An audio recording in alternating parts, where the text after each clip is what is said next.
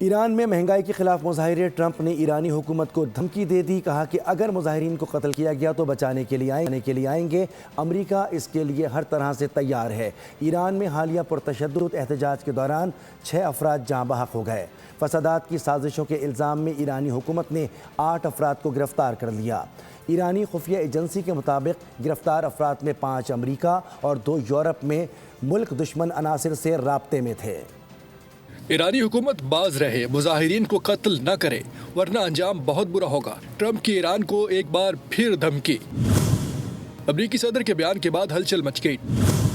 Trump نے کہا مظاہرین پر جبر نہ کیا جائے، ایسا ہوا تو امریکہ مظاہرین کی مدد کو آئے گا۔ ایران میں مہنگائی کے خلاف لوگ سڑکوں پر ہیں۔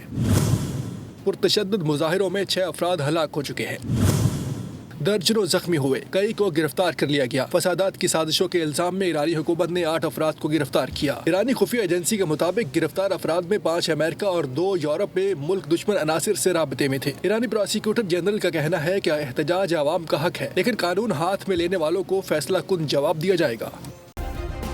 سبسکرائب کریں اور بیل دبائیں تاکہ کوئی خبر رہ نہ جائے۔